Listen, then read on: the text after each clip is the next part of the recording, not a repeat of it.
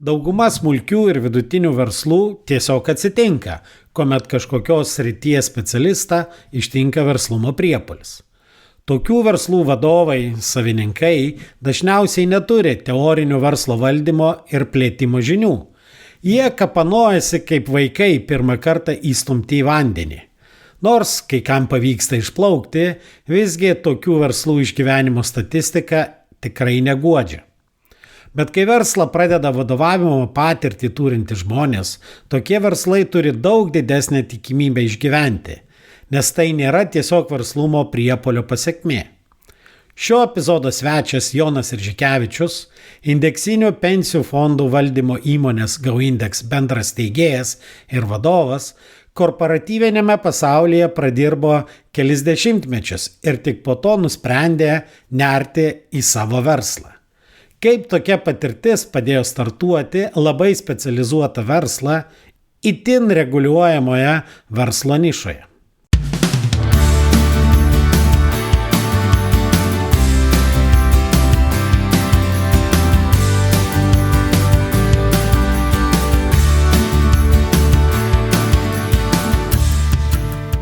Sveiki, jūs klausotės podcasto Nuo amato prie verslo, kuriame tikima, kad verslas turi būti pajamų, pasiekimų ir pasitenkinimo šaltinis, o ne tik kelti stresą ir deginti laiką. Sveiki, ir vėl jūsų ausinėse aš, šios laidos autorius ir vedėjas, verslo konsultantas, treneris ir efektyvumo fanatas Nerijus Jasinaičius. Jūs klausotės 58-ojo tinklalaidės epizodo. Šiandien mes pasikalbėsime tokia tikrai daugeliui įdomia ir galbūt nevienareikšmiška tema.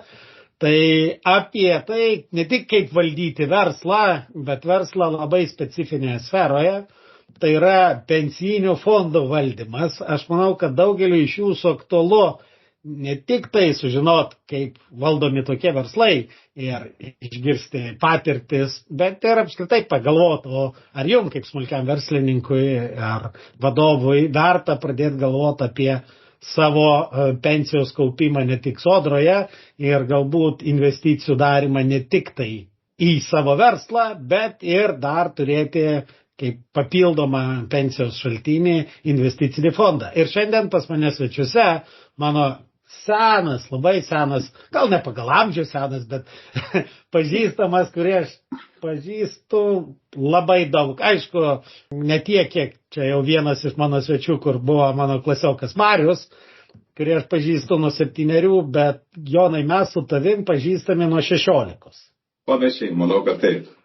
Tai pas mane svečiuose investicinių pensijinių fondų valdytojų kompanijos GoIndex bendras steigėjas, valdybos pirmininkas, vadovas, ir kaip įprasta daugelį smulkaus ir vidutinio verslo situacijų, viskas viename asmenyje, kaip prieš pokalbį mes kalbėjom, tas kraštinis, kuris už viską atsako, Jonas Iržikevičius. Labas, Jonai.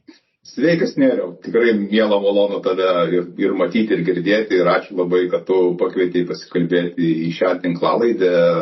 Tikrai labai džiugu pasidalinti tiek savo patirtim ir labai sveikinu tavo tas visas iniciatyvas ir darbus, kuriuos tu čia veiki, bandai, kaip ten sako, smulkų vidutinio verslo atstovus papasakoti esminės tas tiesas, kaip būti sėkmingiems, efektyviems, kaip didinti pardavimus ir ne tik pardavimus, svarbiausia reiškia atrasti prasmę versle. Tai ačiū tau už pakvietimą ir tikiuosi bus įdomu išgirsti GoIndex atsiradimo istoriją. Taip, ir papasakok, nes iš tikrųjų, jeigu pasižiūrėt, tavo kelias sąlyginai galbūt šiek tiek skiriasi nuo daugelio įprastų smulkių verslininkų, kurie dažnai negavę gero darbo arba apskritai darbo pradeda tą savo verslą arba hobis išsivysto į verslą. Tu iš tikrųjų ilgą laiką gyvenai tam korporatyviniam pasaulyje, tai yra bankuose. Netgi dirbame kažkada kartu banke ir tu ilgą laiką dirbai keliuose bankuose ir tiesiog iš kažkurio metu iš to korporatyvinio pasaulio išėjai į tą ne visai korporatyvinį pasaulį. Tai trumpai papasakok tą visą savo istoriją. Taip, tai 27 metų istoriją trumpai papasakoti gali užtrukti ne vieną laidą, bet pabandysiu tokį fast forwardą iš tikrųjų padaryti. Ir kaip tu sakei, daugelis verslininkų pradeda savo verslą nuo idėjos ir panašiai. Man gal gyvenime ne taip pasisekė, aš gavau gerą darbą. Reiškia, visų pirma bankė ir tuo metu, kai mes dar kartu mokėmės universitete, buvo 93 metai, kai įžengiau į tuo metu Hermio banką, reiškiasi, ir gavau labai atsakingas inkasatoriaus pareigas ir su ginklu prie šono, reiškiasi, senoji Volgai teko surinkinėti pinigus iš parduotuvių ir juos pristatyti į banką. Na, tai buvo tokia mano bankininkystės karjeros pradžia, o tikrai esu dėkingas visiems mano mokytojams, kuriuos sutikau šiame ilgame kelyje ir būtent tai matyti ir įgalina po to imtis tokių, sakykime, didesnių iššūkių gyvenime. Tai teko dirbti labai įvairiose pozicijose bankuose, reiškia, nuo, kaip ir minėjau, inkasatoriaus, apskaitos darbuotojo, dilerio, maklerio, atsakingų už iždą, investavimą, tiek banko lėšų, tiek klientams pagelbėjant apdrausti vairias rizikas valiutų. Na, taip pat ankstyvojo pensijų reformos stadijai 2004 metais taip pat prisijungiam kaip tuo metu SEB investicijų valdymas prie pensijų reformos, na ir startavome. Tai mano tos kaupiamos žinios, sakykime, net ir šitoje srityje, jos yra tikrai labai gilios ir išsamios. Na, o laikas bėga ir iš tikrųjų, kada tu gyveni, sakykime, tam korporatyviniam gyvenime, kažkuriam gyvenimo etape, matai, kaip kiti verslai šalia auga, matai, kaip tavo draugai, pažįstami, kurie galbūt ir kartu mokėsi, dabar, reiškia, iš tikrųjų yra sėkmingi verslininkai ar pasiekę kitose srityse turi reikšmingų pasiekimų, tai aš neslėpsiu, man visą gyvenimą kažkiek tai iš dalies ir pavydėjau ir girdėjau tą mintis, kad kažkada išbandyti savo verslą, reiškia, kažkada prisimti dar didesnį atsakomybę. Nesakau, kad dirbant bankė atsakomybė yra maža, nes taip pat yra labai sudėtingi procesai, atsakomybė tiek prieš klientą, tiek prieš reguliatorių, tiek prieš begalę kitų taip vadinamų dalininkų arba stakeholderių. Tai tikrai reikia šį bei tą išmanyti ir nemažai paprakaituoti, kad ir korporatyvę padaryti karjerą atitinkamą, bet pasieki tą tikriausią tašką, kada galbūt šiek tiek pasidaro jau gal ir nuobodu, kai tu matai, reiškia, tuos pokyčius vykstančius nuolatos ir liktai jau ir patambi tokių kaip ir ekspertų, liktai žinančių, kad tas veiks, tas neveiks, tas, reiškia, vienas ar kitas pabandymas, tai supranti, kad vėlgi kurti pridėtinę vertę akcininkams ir klientams yra labai kilningas žingsnis, bet ar visada prasmingas asmeninio tobulėjimo kryptimi, tai matyt, kad ne. Ir tas kritinis momentas matyt pribręsta, kada dar nesijauti pensininkas, ne? Nors mes, kaip ir sakėm, esam su solidžia darbinė ir praktinė patirtim, bet dar jautiesi, sakykime, taip pakankamai energingas, kad dar padaryti tą kokį reikšmingą pokytį savo gyvenime, karjeroje ir šitą įveikti. Tai taip ir atsitiko, sakyčiau, tokia momentas, kada dabar jau laikas vėlgi greit bėga, 20 metais pasakėm, kad tai jau yra tas taškas, kada reikia daryti pokyčius ir labai sėkmingai, kaip sakant, ir draugiškai atsisveikinę su savo kolegomis, iš kurių dar kartą pasakysiu, tikrai daug ko išmokau ir esu jiems be galo dėkingas, žengiau į šitą teritoriją, kaip ten sako, kur yra labai platus vandenynai, daug pavojų, daug grėsmių, bet galgi ta pati sukaupta patirtis matyti įgalina tokiems drąsiems žingsniams. Jo, tai man visada smalsu išgirsti iš tų žmonių, kurie sukaupia didelių verslų valdymo patirtį, išeina į tą, pagaliau grįžta į šviesiąją verslo pusę. ypač jeigu jau taip pasižiūrėt, daugelio, ypač smulkių verslininkų pasiklausti, jau iš bankininkystės išėjus, tai tikrai iš tamsiosios verslo pusės buvo prisijungta prie šviesiosios. Bet kas labiausiai skiriasi, kas labiausiai nustebino, nes ar buvo, sakykime, taip sąlyginai netikėta, arba jaučiasi didelis skirtumas tarp darbo ir valdymo didelio verslo, vienaip ar kitaip vis tiek teko valdyti tą investicinę kompaniją ir panašiai, ir kada tai yra darbas smulkiame versle. Na, kaip ten sako, kiekvienas smulkus verslas, matyt, svajoja patapti šiek tiek didesnio, tai visų pirma, pamatai turi būti tvirti, kiekvieno ar smulkaus, ar vidutinio verslo, ar stambaus verslo. Tai matyt, vėlgi ta patirtis reguliuojamam finansiniam sektoriui duoda labai aiškų supratimą, kad šį verslą turi statyti ant labai tvirtų ir solidžių pamatų. Ir čia tos dedamosios yra, ne tik, kaip ten sako, tavo sukauptos žinios, patirtis, bet ir tų pačių įvairių procesų išmanimas to pačio arba supratimas, ko iš tavęs tikisi reguliatorius. Juk mes įžengėm su GeoIndexo veikla būtent į mažmeninę rinką ir tai yra vėlgi dar vienas apsunkinimas, sakykime, šitame versle, kai tu kalbi su stambiais investuotojais arba ten, sakykime, kurie patikė tau didesnės pinigų sumas valdyti, jų finansinis raštingumas, išprusimas yra tikrai kitoks ir jie suprokia tas rizikas, kurias prisima. Kada duodama licenzija veikti mažmeniniai rinkoje, tai visų, kaip ten sako, yra padidintas dėmesys, ar tai yra tvaru, ar tai yra ant stiprių pamatų pastatyti procesai, ar tai yra pakankama kapitalo bazė, ar tai yra pakankamas žinių bagažas. Tai sakyčiau, tos rytis, kurios įgalina prisimti tokį verslą, tai čia vėlgi galima kalbėti apskritai, kaip verslai susikūrė ir atsiranda. Tai visų pirma, mes pamatome tam tikrą problemą, egzistuojančią, kad kažkas yra neišspręsta rinkoje, kažkokia yra egzistuojanti problema, kur esami rinkos dalyviai, sakykime, dirba ne taip gerai, kaip galėtų. Tai mes irgi startuodami su GeoIndexo veikla matėm, kad tuo metu rinkoje veikia penkios pensijų kaupimo bendrovės, atstovavimas didžiųjų bankų arba draudimo bendrovių. 15 metų šitoj rinkoje nebuvo naujo dalyvio, naujos konkurencijos, ir rinka mūsų nuomonė buvo šiek tiek užsnūdusi ant savo pačių gerovės, kažkiek tai tos sukauptos, atrodo, nieko čia labai daug daryti nereikia, pinigai ateina, galima kažkaip tai, reiškia, mokesčių, vėlgi, kitas kampas, kurį mes analizavome, tai yra sumokami mokesčiai, vėlgi, kada tu analizuoji galimybę startuoti versle, irgi turi pasimatuoti, ar tu būsi konkurencingas, tai mes matėm, kad tos erdvės konkurencijoje yra. Taip pat yra svarbu produktas, ką mes galėtume pasiūlyti kitaip negu esami rinkos dalyviai, tai iki šiol nebuvo tokio produkto kaip pasyvaus indeksinio investavimo pensijinių fondų.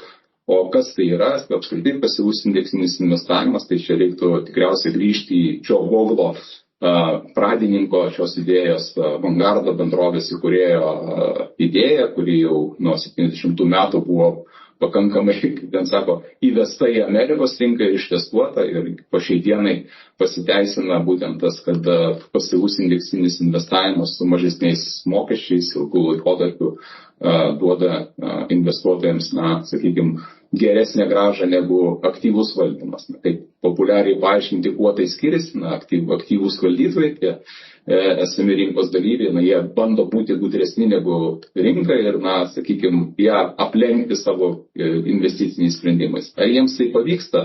Tikrai trumpų laikotarpių tai gali būti trumpalaikė sėkmė, bet jeigu mes matuojam tą ilgą laikotarpį, o pensijų kaupimas būtent ir yra ilgas laikotarpis, tai labai maža tikimybė yra, kad 15-20 metų laikotarpį aktyvūs valdytojai sugebės aplenkti vidutinę rinkos grąžą. Tai mes savo klientams arba kaupiantiesiems, kurie šiai dienai jau artėjame prie 14 tūkstančių savo klientų, nežadam didesnės negu vidutinė rinkos grąža.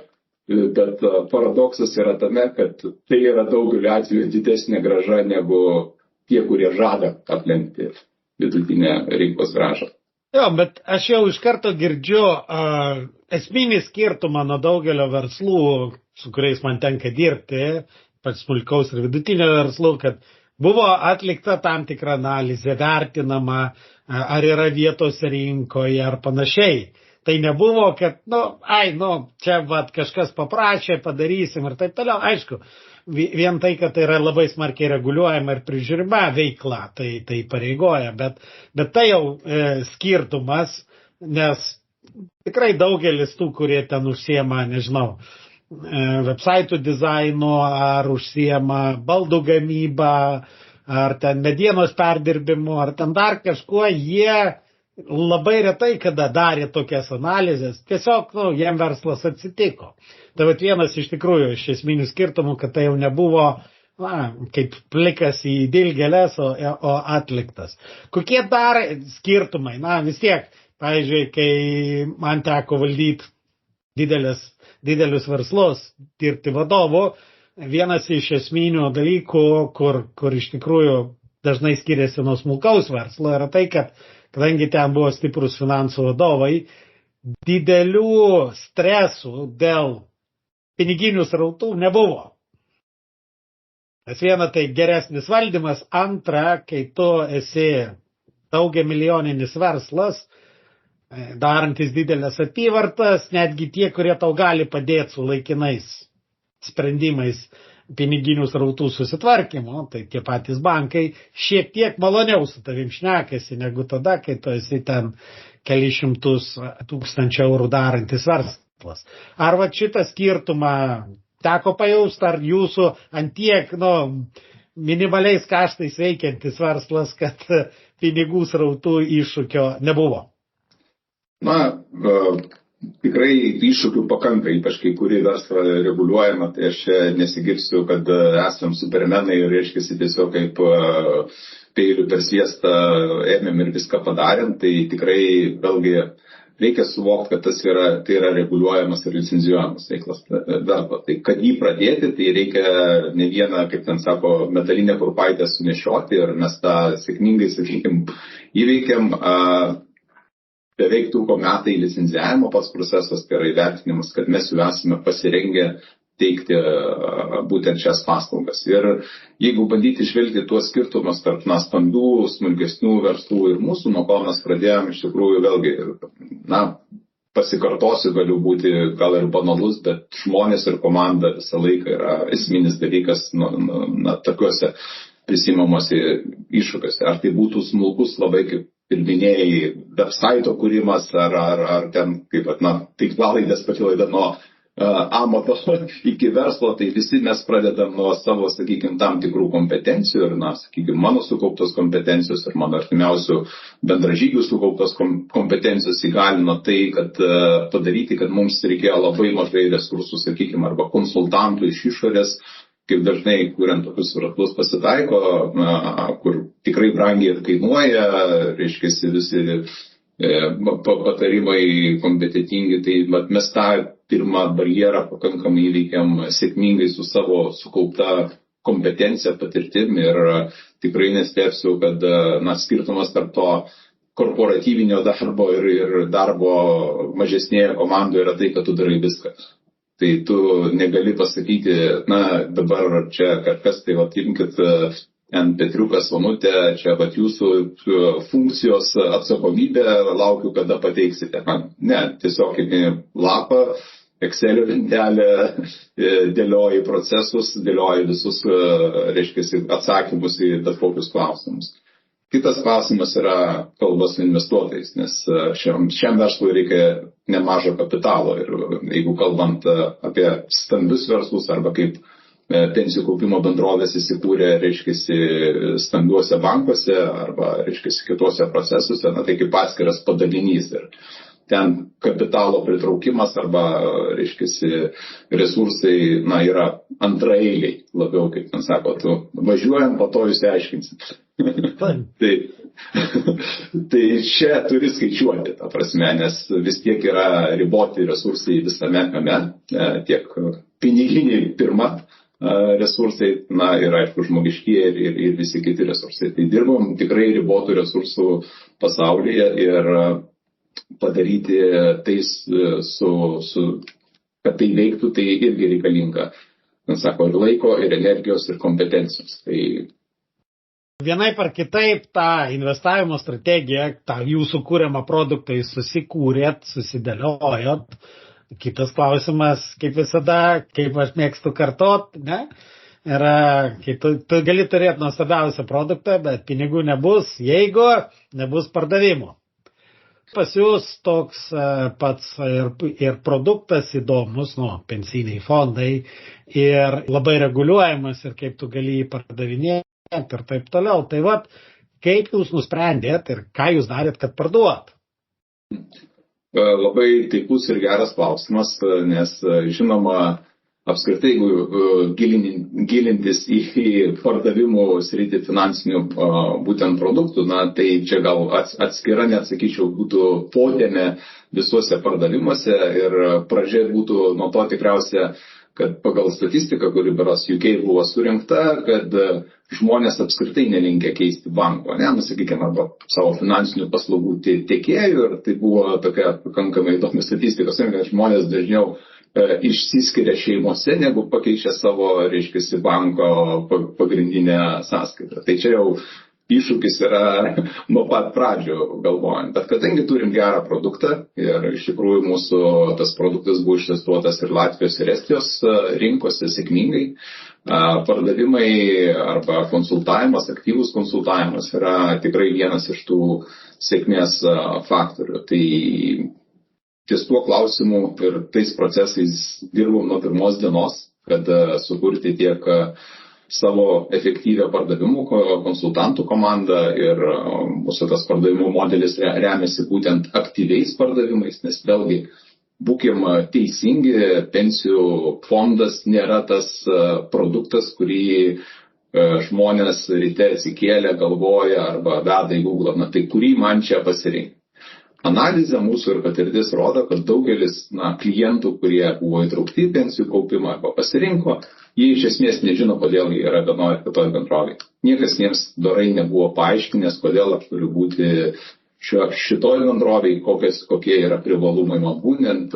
Apskritai žmonių įsitraukimas į pensinį kaupimą nėra toks, sakyčiau, labai didelis, nes daugelis kažkaip tai gal iš to mūsų vadinamo legacy paveldo, sakykime, arba mažesnio finansinio raštingumo, tai nelaiko, kad tai yra rimta alternatyva sukaupti kapitalą savo senatvėje. Mes turim savo tėvus, kurie dažniausia turėjo labai blogą patirtį su pinigų nuvertėjimu, infliacijom, tai jų geriausias patarimas sūnui ir dukrai būdavo, tu pirk nekilnojamą turtą.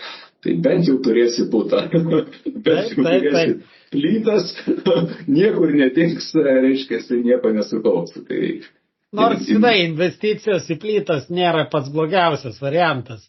Aš žinau, kai vyko tas ten rublių nuvertėjimas ir panašiai, pažinojau vieną verslininką, tuo metu jisai ten dar balansavęs ant legalumo ribos, nes drausta buvo, draudžiama, tai jisai prieš rublių nuvertėjant labai daug plytų prisipirko.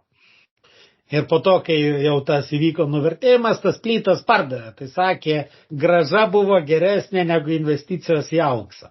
Taip, tai čia kiekvienam plytas, bet aišku, tai yra vienkartinis dalykas. Bet kalbant vėlgi apie finansinių produktų pardavimus, apskritai, aš manau, kad dar jum kabutėse padeda Hollywoodas. Nes kai kalbam apie kažkokį investicinį produktą, pardavėją, pardavinėjantį, taigi kas pirmiausiai galva ateina?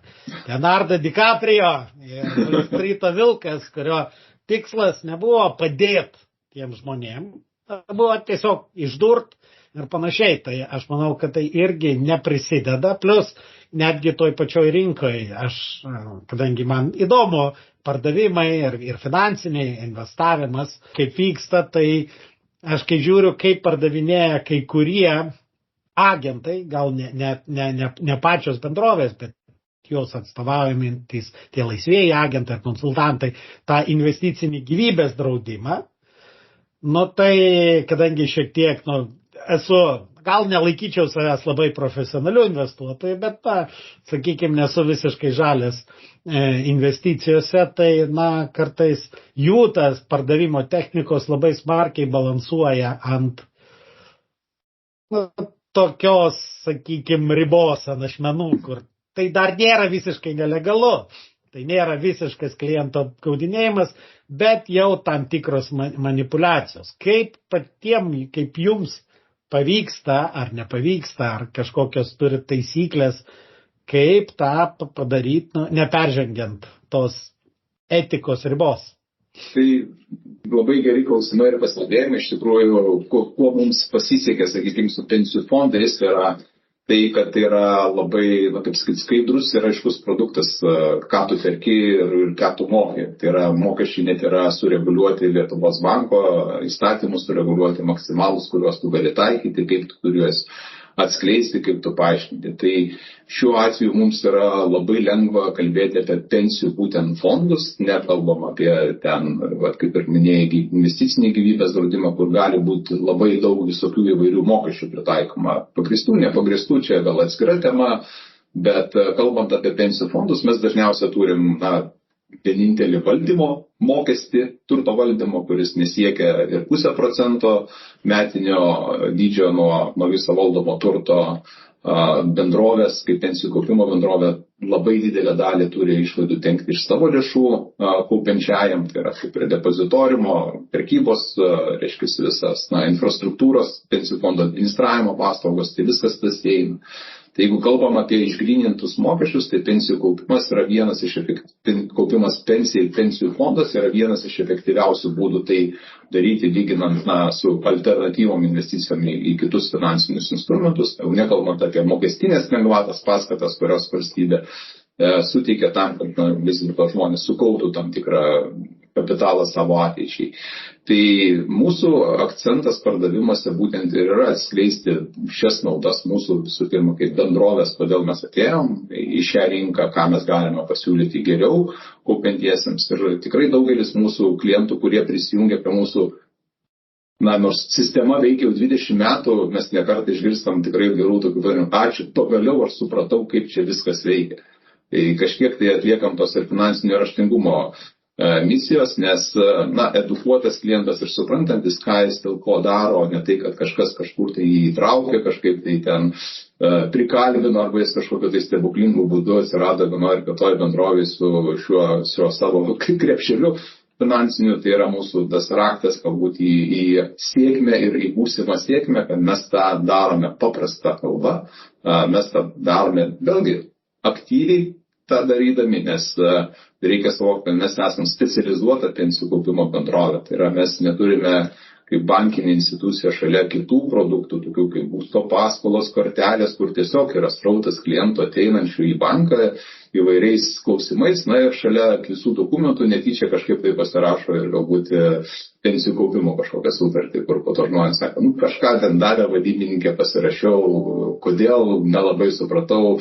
Reiškia, tai turim ir įvairių tų situacijų ir atvejų. Tai pardavimų procesai ir jų valdymas yra sėkmės formulė ne tik mums, bet ir daugeliui verslų, nes produktą sukurti, procesus sudėlioti, kad viskas veiktų, tai yra padaroma. Bet kada tu susiduri su iššūkiais rinkoje, su konkurencija, su klientų sprendimų pačių, kad klientas priimtų vis dėlto sprendimą edukuotą pereiti į kaupti pas mus, o ne pasilikti senoje bendrovėje. Tai jau reikalingas aiškus, kaip ten sako, ir instrukcijos ir apmokymai mūsų konsultantams ir tą mes darome. Turime sukūrę ir mokymo medžiagą ir kiekvienas mūsų konsultantas, kuris atstovauja GeoIndeksą, turi išlaikyti ir praeiti apmokymus, išlaikyti edukacinį testą, susipažinti su visa sistema, atitikti nepriekaištingos reputacijos kriterijus, tai yra visus tuos įstatymo kriterijus, kurie yra išrašyti, mes jų laikomės. Tai mūsų išskirtinumas yra tai tikriausiai, kad mes tą darome labai fokusuotai. Ir jeigu ten ateisi pas banko vadybininkais, tai tikriausiai atstovauja, sakykime, kokių 15-20 produktų, sprendimų, atsakymų ir nei vieną tikriausiai iki galo gerai nežino atsakymą. Na, kažkur reikia. Ir tada dar pas tą konsultantą paklausiau, o tu pats kiek ir kur investavęs. Ir tada, supranti čia, tada tu supranti, kad ne. Na, vėlgi, kalbant apie tą fokusuotą ir tą, ypač jūsų tą strategiją indeksinio fondo, kas iš tikrųjų aš irgi jau seniai ieškojau kur, nes Europoje tokių indeksinių fondų labai mažai, bendraja prasme, čia labiau amerikietiški, o į amerikietiškus fondus investuoti europiečiai yra rimtų iššūkių, juridinių aš turiu omeny, nėra taip paprasta, netgi esu radęs keletą fondų, europinių fondų, kurie nieko kito neveikia, tik investuoja į amerikietiškus indeksinius fondus ir už tai pasijama tam tikrą procentą. Bet indeksinis, vėlgi, reikia perspėti, kad praeities rezultatai geri negarantuoja ateities gerų rezultatų, bet pasigirk, kad šiemet jūsų fondai iš visų pensijinių fondų pasirodė, didžioji dalis jūsų fondų pasirodė geriausiai. Todėl aš tą žinau, kaip ir klientas jau beveik, metus jau jūsų klientas ir tai tikrai neblogi rezultatai. Tai ačiū Nėriau, tikrai mes stengiamės kukliai girtis, reiškia, nes vis dėlto būdami ir profesionalai suprantam, kad metų laikotarpis tai nėra labai ilgas, kaip ten sako, įrodymas, kad tai veikia ir panašiai, bet faktas yra faktas, mes jau turim 23 metų rezultatus ir antroji pakopoje 6 iš 8 gyvenimo ciklų fondų pasiekia didžiausią investicinę grąžą mūsų kaupiantiesiems. Tai tikrai solidus ir gražus startas, kaip mums nemažai klientų tai vertina ir jungiasi prie mūsų kaupti toliau, kaip ir pats prisijungiai jau kaip ir prieš metus ir esu tau labai dėkingas už tas, kaip ten sako, tie pirmieji klientai yra patys tokie, sakykime, ir drąsiausi ir tie, aišku, kurie pažįsta, kas už šitos fondas lypi, tai visai yra ir drąsiau. Iš kitos pusės, tai yra pati fondo struktūra, tai yra saugu kaupti visiems, nepriklausomai nuo to, kaip jau indeksui seksis ateityje. Reguliacija yra tokia, kad pensijų fondų dalyvių turtas yra skirtas nuo bendrovės, kas daugelį versluose mes visi turim, balansai yra akcininkų kapitalas, įsipareigojimai ir turtas. Tai čia pensininkų, sakykime, turtas yra atskirtas nuo mūsų bendrovės turto ir valdomas patikėjimo pagrindais, tai taip veikia visos pensijų kaupimo bendrovės. Tai kaupti pas mus yra išties saugu, o rezultato mes tokio savo didelio nuopelno kaip ir neprisiemam, nes būdami pasyvus valdytojas, mes žinom, kad tai yra rinkos vidutinė grąža, tai tiesiog suteikiam galimybę klientams dalyvauti toj rinkoje be jokių intervencijų, be jokių, kaip ten sako, papildomų sprendimų, kurie gali būti vieną kartą sėkmingi, gali būti ne visada sėkmingi. Dabar ir girdime, reiškia, spaudoje pensijų fondai buvo investavę į infrastruktūros fondus, reiškia, tie pinigėliai dingo, reiškia, ir aišku, pati idėja investuoti, sakykime, į infrastruktūrą gali būti gera, bet tiesiog norisi pasakyti, kad tai visą laiką yra susiję su tam tikra rizika ir tą riziką reikia atitinkamai valdyti, norint tų pinigų neprarasti. Taip, bet indeksinis fondas tai yra plaukimas pasroviui. Kaip sakant, prie pasroviui kartais plaukti yra lengviau negu prieš srovę, reiškia, arba bandant, reiškia, aplenkti.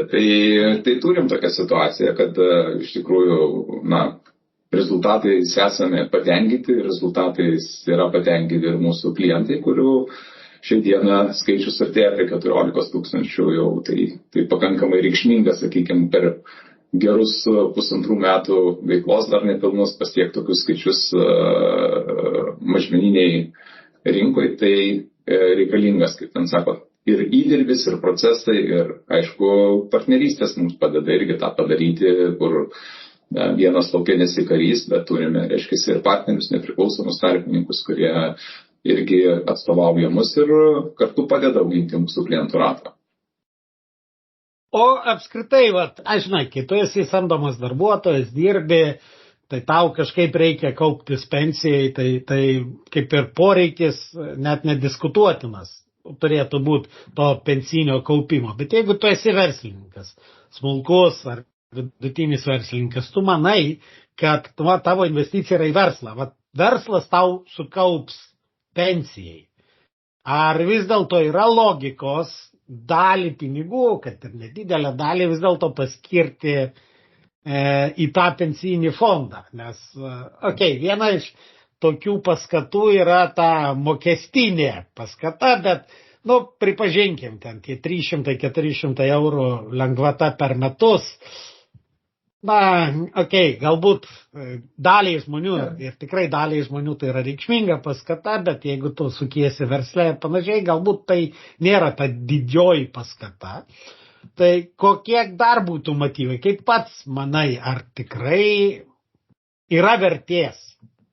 Žinoma, aišku, čia, kadangi galiu būti šališkas, reiškia, sakysiu, aišku, kad yra vertės ir čia reikia tik tai kaupti ir visą kitą. Tad būkime, kaip sakyti, jeigu pabandykime. Bet, žinai, kadangi tą savo šališkumą iškart deklaravai, tai kiekvienas galės įsivertinti. Žinoma, tai aš tiesiog, aš norėčiau ką atkreiptėmėsi, nes kadangi vis tiek ši laida arba, sakykime, skirta tokiam ir smulkiam ir vidutiniam verslui, tai mes visą laiką turim tą tokį, atskaitos taškelį, tai kiek tas verslas vertas, nes daugelis amatininkų, kurie dirba iki dar nepradėję verslo, mes žinom, tą verslo liudijimą nebūna, ten tos pajamos, sakykime, metinės, jos yra pakankamai apribotos, gal ten keli tūkstančiai per mėnesį, kam uždirba, tai neuždirba didelio stambaus kapitalo, sakykime. Jeigu jau ten pasidaro kažkiek tai tas verslas pradeda augti ir jo vertė augti, tas pinigų srautas generuojamas iš verslo atsiranda šiek tiek reikšmingas, vėlgi priklauso matyti, kiekviena situacija verslininko bus unikali ir ką jis su juo toliau gali padaryti. Ir pats nekartais įsakęs, jeigu, reiškiasi,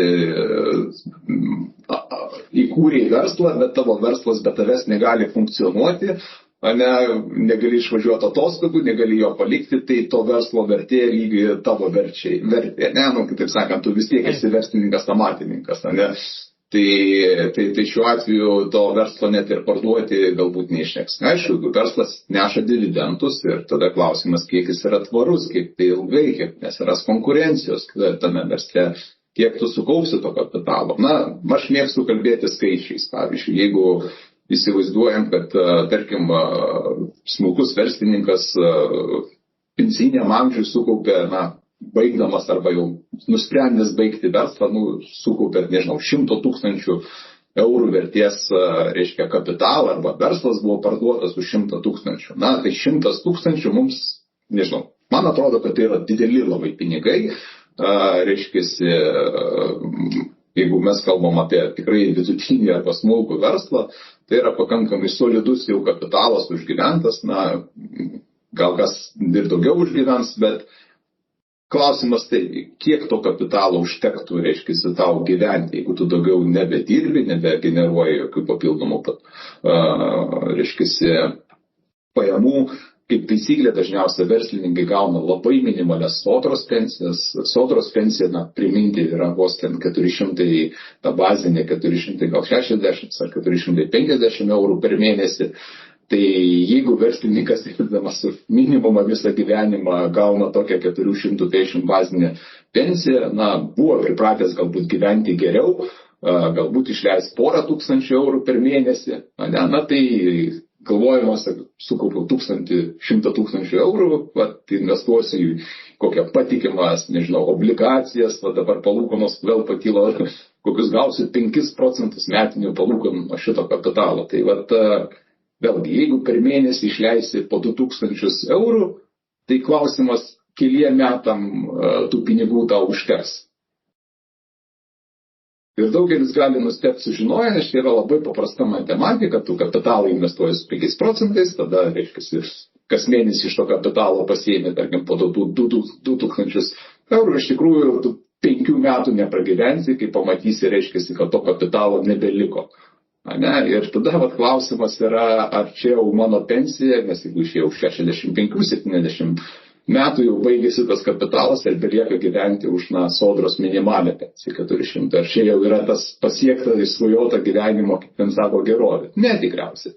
Tai vėlgi priklauso, matyti, reiktų skaičiuoti nuo kito galo, ką mes savo pensijų skaičiuoklį ir esam padarę, tai yra taip vadinama pakeitimo norma. Visą laiką reikia lyginti su tuo gyvenimo standartu, su kuriuo tu esi pripratęs gyventi ir kai aš jau nebedirbsiu, kokį aš pinigų srautą turėsiu, kas mėnesį, kad, man nereiktų, reiškiasi, kaip ten sako, patirti gyvenimo nepatogumų.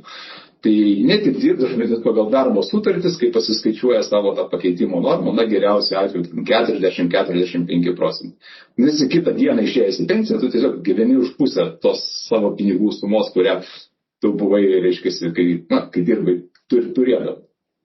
Ir daugeliu tai yra šokas, nes mes turim savo įpročius, turim savo, kaip ten sako, mėgstamus kavinės, nežinau, atostogas, atsiras kokie tai anūkai atvažiuos, pas mus ir sakysim, suriuks nėra už ką.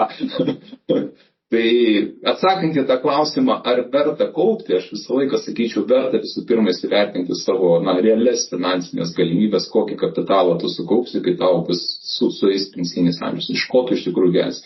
Galimybių taip ir pensijų fondai nėra vienintelis, kaip ten sako, pajamų šaltinis tavo senatvėje, tai gali būti, reiškia, ir nekilnojamo turto nuoma, gali būti, reiškia, kitos investicijos, gali būti dar kažkokie ten verslai arba ten dalyvavimas įvairiuose tose projektuose, bet kadangi aš esu irgi kartu diversifikacijos advokatas, sakykime, nes visus kiaušinius sudėti į vieną, reiškia, į krepšą, nebūtinai ir verslas gali išgyventi, nes, konkurencija yra reguliacija, pasikeis kažkoks esminės, reiškia, rinkoje ir tu nebegalėsi tiesiog tęsti verslo. Tai kažkokią dalį atsidėti kitoje saugioje kišenėje visą laiką dar. Ir kuo tu skirtingai paskaidysi to savo kaupiamą kapitalą per skirtingas priemonės, tuo tu galėsi paimti iš skirtingų krepšelių tas pajamas, sakykime, vienam palikti, galbūt rinkos bus nukritusios, tu nenorėsi imti iš pensijų fondų, bet galbūt nekilnojamas turtas bus geras. Tuo metu galėsi iš to gyventi. Tai kuo mes gyvenime ateisim į šitą etapą su didesniu pasirinkimu ir galimybė iš įvairių šaltinių pasipildyti savo kasdieninio išlaidų krepšelį, tai tuo mes būsime finansiškai saugesni ir nepamirškim dar to momento, kad gyvenimo trukmė tai ilgėja. Tai čia daugelis iš tokių vienų mitų sako, aš tai pensijos nesulauksiu, sakau, patikėk ir dar kaip sulauksiu.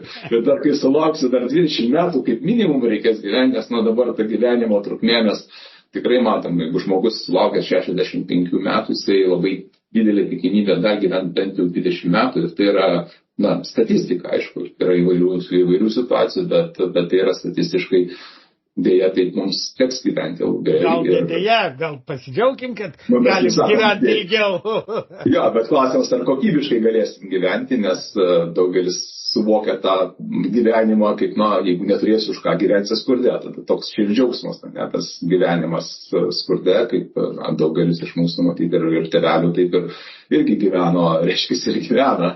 Sukaupę. Tai atsakymas tikrai verta, ypač jeigu tuo metu dar yra toks kaupimas kartu su darbdaviu, reiškia, paminėjai pats mokestinė lengvata 300 eurų, jeigu pats asmeniškai kaupi, bet nereikia pamiršti, kad Lietuvoje yra, reiškia, galimybė kaupti kartu su darbdaviu ir jeigu, darbdavys, arba pats savininkas dirba ir pagal darbo sutartį, tai jis taip pat savo gali irgi mokėti, reiškia, atitinkamas įmokas į pensijų fondą, kurios šiai dienai nėra apmokestinamos jokiais mokesčiais, nei įdėjus į fondą, nei išėmus išlaikus tam tikrą laikotarpį.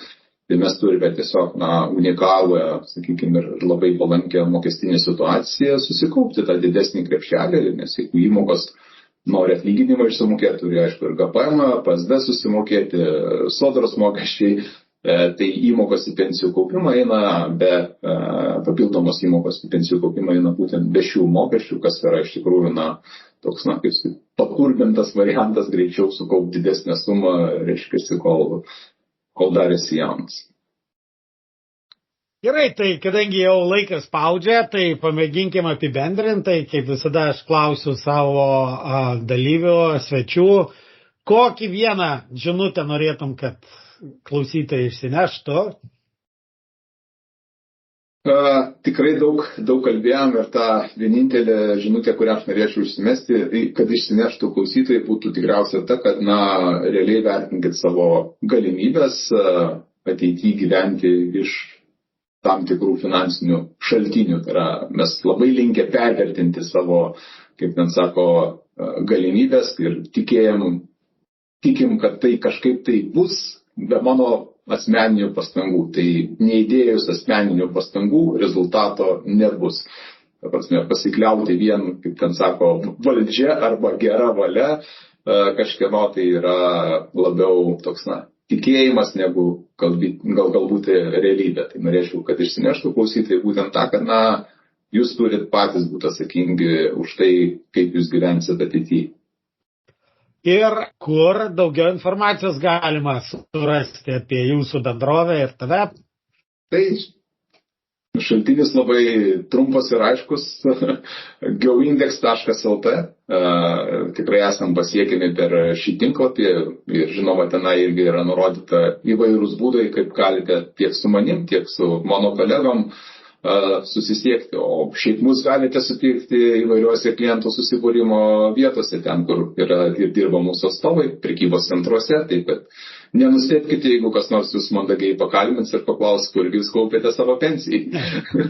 Tai ką, Jonai, tikrai ačiū už įžvalgas, ačiū už tą pasidalintą patirtį, už tą, sakykime, galimybę pažvelgti šiek tiek į tokia už tos užsklandos į tą mistinį finansų pasaulį ir panašiai. Ir, noriu palinkėti sėkmės, kad jau jeigu kitais metais tokiu metu šnekėtumėm, tai kad jau būtų ne 14 tūkstančių, bet 30 tūkstančių klientų. Nes tikrai kaupti ateičiai reikia. Ar jūs pasirinksit vienokį ir kitokį kaupimo būdą, klausytojai, tai čia jau jums spręsti. Aš, kaip jau ir sakiau, esu šitos bendrovės klientas, mano pensijų fondai čia, bet kiekvienas jūs patys priimkite tą sprendimą, nes kaip ten bebūtų, jums teks prisimti ir tų sprendimų pasekmes. Tai dar kartą, Jonai, dėkui. Ačiū tau, Dėriau. Ir iki kitų susimatymų. Iki. Dėkoju, kad klausėtės. Ir nepamirškite užsiprenumeruoti šį podcastą, kad visuomet gautumėte informaciją apie naujausias laidas. Taip pat būsiu labai dėkingas, jei įvertinsite šį podcastą palikdami atsiliepimą savo įprastoje podcastų platformoje. O jei pažįstate kažką, kam jūsų nuomonė šis podcastas būtų naudingas, būtinai pasidalinkite. Iki!